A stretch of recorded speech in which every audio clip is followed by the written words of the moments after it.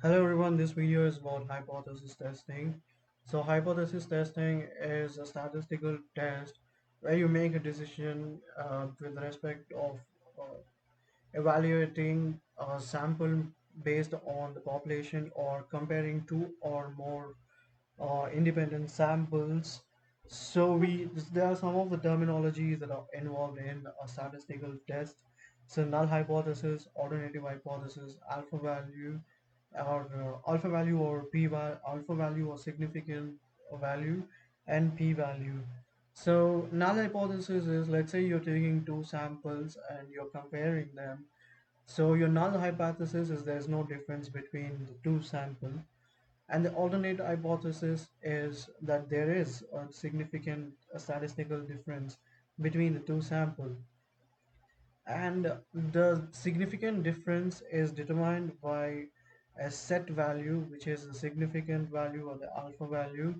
So usually the standard use is around 0.05 or zero point 0.1, and you have a p-value. P-value is like the probability value of a certain data point or a sample point within the sample. For example, let's say you take so we are going there are different types of, before we get into it, there are different types of hypothesis testing. So Z-test, T-test. In our T-test we have one sample T-test, a two sample T-test, paired sample T-test. ANOVA test, under ANOVA we have one way, two way, we have chi-square. Under chi-square we have goodness of fit test, uh, test of independence, or if there's a correlation between categorical and the target value. And also we have F test, and we have Pearson correlations, PM and rank correlation. So, so in this video we are going to be looking at the Z test. So if you look at this particular image, we can see that there is a small gray portion or red area, right?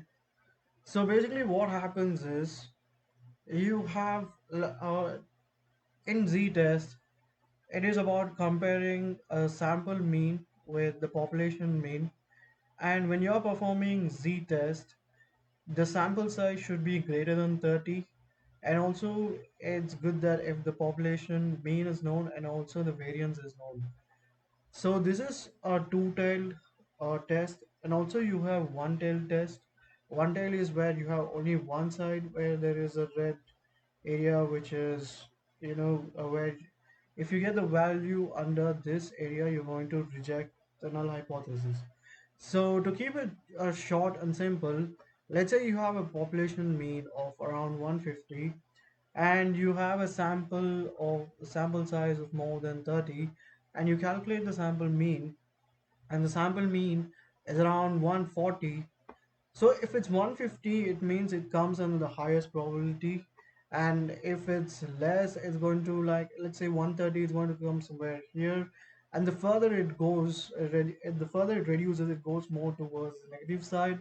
It's something like that. So you're basically comparing the population mean to the sample mean within the given range. Now, if the sample mean is too less, which means it's going to come below this region. And when you calculate the p-value, if it is less than 0.05, which means if the sample mean is too less, it's going to fall under this area where you have p-value less than the alpha value, in which case we are going to reject the null hypothesis. So let's get into the practical use of this. So this is Z-test, and we are going to import certain. Yeah, so this is basically a stats model which needs to be imported.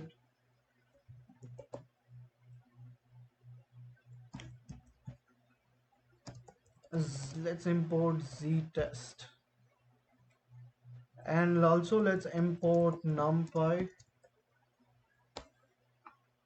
So in this case, let's assume we have a class with more than, or let's take 50 students as an example.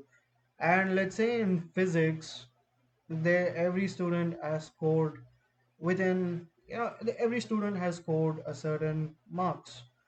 So we know that, let's take population mean. So let's take the subject to be physics. Let's assume population means score in physics. So what this means is, throughout the time, the population mean score has been, let's say, around 75. So this is going to be our population mean. It means throughout the history of time, all the students have scored with a mean score of 75. And let's take the class as a student this particular year or semester. They have scored, let's go with random numbers to make it easier. I'd say everybody has scored more than, let's keep 65 and up to 95, and let's take 50 students as an example. So you have to remember that the sample size has to be greater than 30 in terms of z-test. So one of the difference between t-test and z-test is basically the sample size, and also if we know the population mean, we go with z-test. If not, we go with t-test. Anyway, in this case, I think it's clear, the samples has to be more than 30, so we are going with 50 sample size. And let's see. So yeah, these are the randomly scores of 50 students this semester in physics, and we know our population mean score is 75. So now, uh, let's calculate it. So we need two arguments that requires to be passed here. So one is the sample itself, and other is the population mean value. So we are going to pass this here, and now you can see two values here, right? So one is the z statistic value, and the other one is the p value. And we are going to, since we have to set, there's something that it has to be done initially. So for now, we are going to take the alpha value, or it's called the significance value, as it to be 0.05. And if p value is less than alpha value, we are going to reject null hypothesis, as there is a significant difference, statistical difference. So else we are going to accept null hypothesis, as there is no significant difference.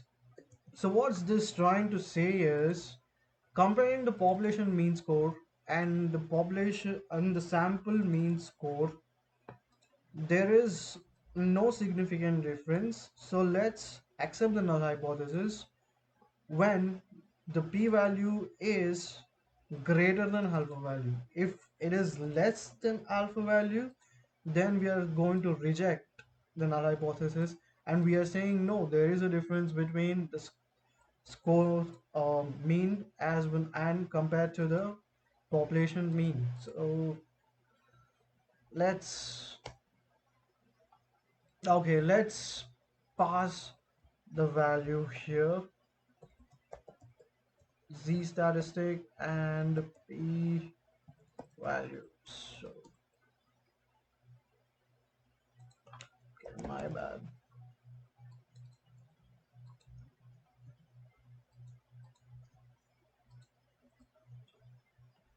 So yeah, you can see that definitely this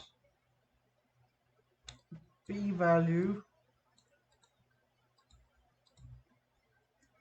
The p-value is definitely less than 0.05, which is why we are getting reject the null hypothesis. There is a difference between the population mean and the sample mean, which is of course. So let's try to change this. Let's try to make it 80. I think this should, I think now you're going to get accepted null hypothesis because this is much near to 75, which is the population mean. You can see the range of 70 to 80 is more likely to be, near to the population mean. So let's give it a try. Now we are passing it. Yeah, you can see that 0.84 is the p-value, which means it's greater than 0.05, and you're going to get accept null hypothesis, and there's no significant difference because we know that 70 and 80 are, if you're taking a range of students, I mean a score range for students 70 to 80, then obviously we know that it is much closer to 75, which is the population mean. And when we pass it, we are going to get this value. Yeah, you can see that. Yeah, by the way, when I entered it here, the values changed, so there's a slight change in the p-value, but yeah, you get the idea, right? So yeah, that's pretty much it about this particular video about z-test, and that's pretty much it. Thank you.